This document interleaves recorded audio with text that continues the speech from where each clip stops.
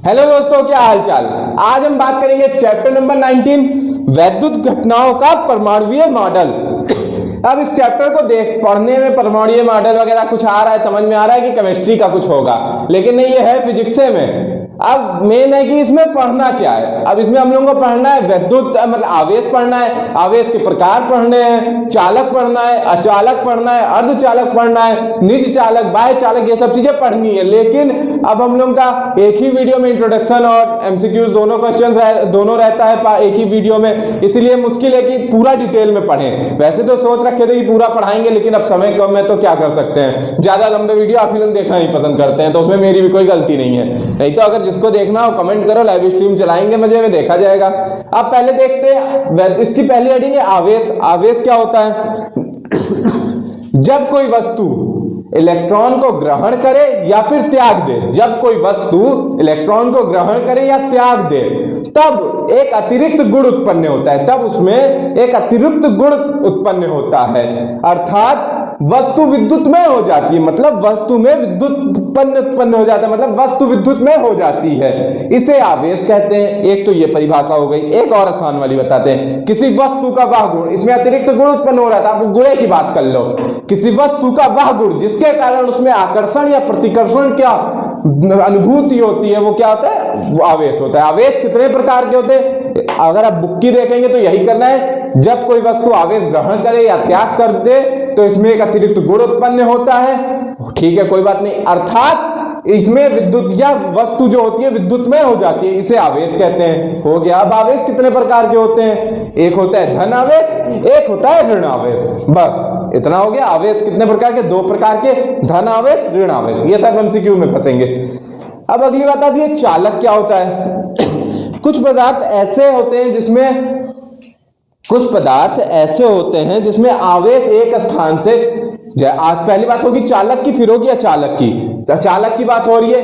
कुछ पदार्थ ऐसे होते हैं जिसमें आवेश एक स्थान से दूसरे स्थान पर आसानी से मतलब सुगमता पूर्वक स्थानांतरित हो जाते हैं, तो वे वस्तुएं चालक कहलाती हैं। आवेश एक स्थान से दूसरे स्थान तक जाना ही वो मतलब कि उसमें चालकता उत्पन्न हो जाती है, उसमें विद्युत प्रवाह हो सकती है। मतलब एक स्थान से दूसरे स्थान तक जब आवेश स्थानांतरित हो जा रहा है, अच्छे से सुगमता पूर्वक हो जा रहा है, तो वो क्या है? चालक है। जैसे सोना, चांदी, तांबा, ये सब हो गया जिसमें आवेश का प्रवाह हो जाए, मतलब इलेक्ट्रिसिटी पार हो जाए। अब अगली बात आती है अचालक की।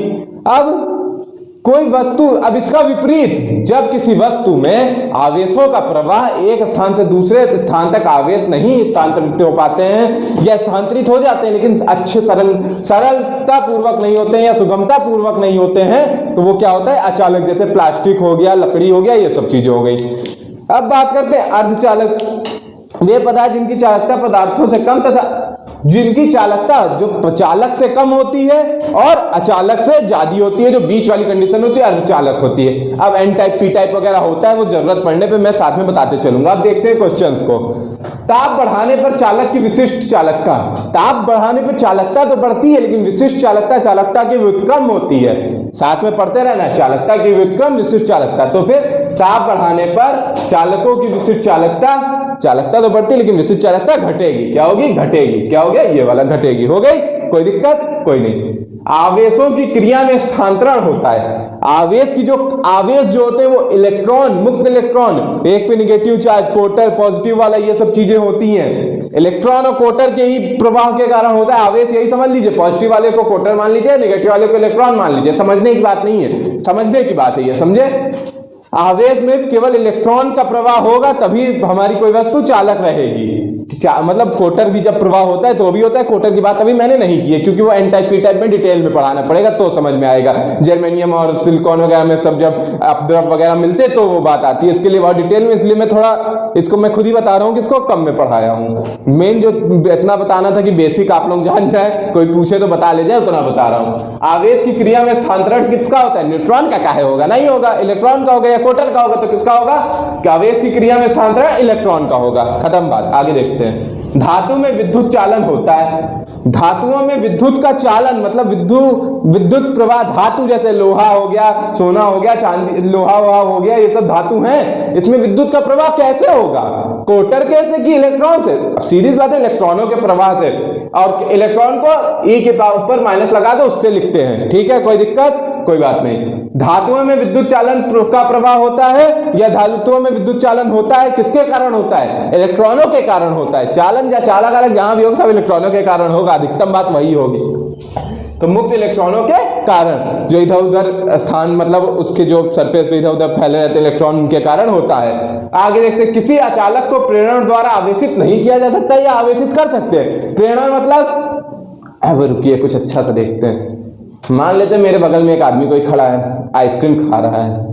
अब हमको भी मन कर रहा है कि आइसक्रीम खा लें, तो मेरे अंदर उसको देख के प्रेरणा उत्पन्न हुई, अरे या कुछ चटपटा खा रहा है, मोमोस वोमोस। अब हमारे मन में भी हो रहा है कि ला मोमोस है, हम भी खा ले, बहुत मन हो रहा है, तो प्रेरणा हमें मिली ना। लेकिन अब इसमें उल्टा होता है, किसी अचालक में जो अचालक है, अब कुछ ऐसी बातें हैं जिसको एग्जांपल दे सकते थे, अगर ऑफलाइन क्लास होती तो दे देते हैं, लेकिन अब ऑनलाइन क्लास है तो वो सब चीजें बोलना मुश्किल है। लेकिन अब मैं वैसे बताता हूँ, किसी अचालक को प्रेरण द्वारा, अब कोई व्रत वाला, लेकिन वो भी नहीं, चलिए अच्छा से छोड़िए। किसी अचालक को प्रेरण द्वारा मतलब कि कोई कुछ काम कर रहा है तो हमको उससे प्रेरणा मिलेगी, हम भी ये कर सकते हैं, हमको भी करना है, लेकिन आवेशित नहीं कर सकते अचालक को, जब तक उसमें अपद्रव वगैरह मिलके ही बनता है इसको, किसी भी प्रेरण द्वारा कि इसके बगल में बिजली छुआ तो इसमें भी बिजली उत्पन्न हो, ये सब चीजें नहीं है, तो आवेशित नहीं कर सकते हैं। क्या है? नहीं कर सकते हैं। चलिए अब इसको इरेज करते हैं, आगे की बात इसको अगला क्वेश्चन नोट करने के बाद।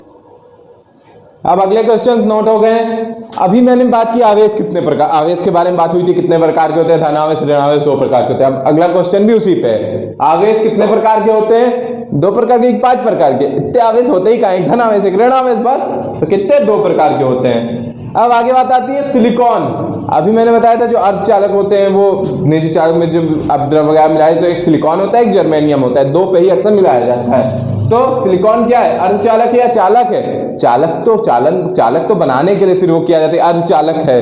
क्यों? पहले तो वो मतलब चालक ही नहीं था, तो फिर वो अर्धचालक में अचालक वगैरह में तो उसमें अपद्रव मिलाते तो अर्धचालक बन जाता है। तो सिलिकॉन क्या है? अर्धचालक है। आगे देखते हैं, एक एन टाइप का चालक है। अब एन टाइप का चालक है तो क्या है? ऋणावेशित है कि उदासीन है? तो ये सब चीजें जब डिटेल में पढ़े होते तो आप लोग खुद ही जवाब दे देते, लेकिन अभी मैं बता रहा हूं, उस पर टिक लगाते चलिएगा। बहुत जगहों पे ये क्वेश्चन गलत नोट होता है, धन आवेश ऋण आवेश ये सब पे टिक लगा रहते हैं, लेकिन उसका सही आंसर क्या है? उदासीन। एन टाइप जो है वो क्या है? उदासीन है। अब ई का इलेक्ट्रॉन, ई के पावर माइनस है तो क्या है? ई के ऊपर माइनस लगाए तो क्या है? इलेक्ट्रॉन का मान होता है। इलेक्ट्रॉन का क्या मान होता है? 1.6 × 10⁻19 कूलम या फिर 7.3 × 10⁻19 कूलम। तो इसका होता है 1.6 × 10⁻19 कूलम। और चलिए अब अगले 2 क्वेश्चन और बचे हैं, उसको नोट करते हैं, फिर आगे की बात करते हैं। चलिए अब मैंने क्वेश्चन नोट कर लिया आगे की। अब एक सवाल है कि पंच संयोजी मिलाने पर किस प्रकार के अर्धचालक का निर्माण होता है? पंच संयोजी मतलब 5 संयोजकता वाला, जब किसी में मिलाएंगे पदार्थ में तो किस तरह का अर्धचालक का निर्माण होता है? तो पंच संयोजकता वाले का सबसे गजब का उपाय बता रहे हैं। अगर P और N में कंफ्यूज है कि P में कितना मिलाया जाता है, कौन सी संयोजकता, और N में कौन सी संयोजकता मिलाई जाती है, तो P N ऐसे डिब्बा बनाइए 4, ऐसे डिब्बा हुआ PN 35, बस याद रख लेना PN 35 मतलब P में 3 N में 5, PN 35। यहाँ 5 संयोजकता बोल रहा है तो मतलब N वाले में तो N पे टिक लगा दो, बस खत्म। सारे कंपटीशन में तो यही में बहुत से लोग कंफ्यूज हो जाते हैं, बस इतना याद करना है PN 35, N आया P पे, N 5 आया N पे, बस N पे टिक लगा दिया, खत्म बात। आगे देखते हैं हम। एक प्रोटॉन तथा एक इलेक्ट्रॉन को समीप लाने पर उनकी स्थितिज ऊर्जा। अब प्रोटॉन लग रहा है कुछ पॉजिटिव होगा, इलेक्ट्रॉन लग रहा है कुछ माइनस होगा, आपस में मिलाएंगे तो प्लस माइनस मिलके क्या होता है? माइनस से हो जाता है। कुछ ना कुछ कमियां देंगे, कुछ फायदा नहीं देंगे, कुछ ना कुछ कमियां देंगे, तो यहाँ बढ़ेगा कैसे? तो घटाने पर टिक लगा दो, बस बात खत्म। थोड़ा बहुत कॉमन सेंस लगा देगा, पेपर में 25 में 25 सही हो जाएंगे, तब तो भौकाल रहेगा सबका। देख भले पेपर में पास हो ना हो, 100 में 25 नंबर 25 क्वेश्चन करके आओ, लेकिन एक सब्जेक्ट में जब पूरा सही निकल जाएंगे तो गजब की बात रहेगी। पढ़ने वाले तब माने जाओगे। भले चलो सारे सब्जेक्ट तो सबके अच्छे नहीं होते हैं, लेकिन हाँ किसी एक सब्जेक्ट में तो पकड़ अच्छी बना ही लो। अब चलिए आज के हमारे 10 क्वेश्चन कंप्लीट हो गए। और जो लोग भी थोड़ा पढ़ने वाले, ज्यादा पढ़ने वाले होंगे, बेसिक पढ़ने वालों के लिए तो मैं मतलब भर बता रहा हूँ, लेकिन जो ज्यादा पढ़ने वाले होंगे वो सोच रहे होंगे कि फालतू के इजी क्वेश्चन लगवा रहे हैं, तो वो लोग भी थोड़ा बने रहिए चैनल पे। जब अभी ये 22 तारीख में मेरे ख्याल से ये कंप्लीट हो जाएगा हम लोगों का कोर्स, फिर जब 23 तारीख से वीडियो आएगा उसमें 50 क्वेश्चन एक बार में लगवाया करेंगे, सब हार्ड क्वेश्चन रहेंगे, न्यूमेरिकल लगवाएंगे। चलिए बाकी के लिए आज के लिए बस इतना। जो लोग चैनल पे नए हैं लाइक करिएगा, शेयर करिएगा, सब्सक्राइब करिएगा। नमस्कार।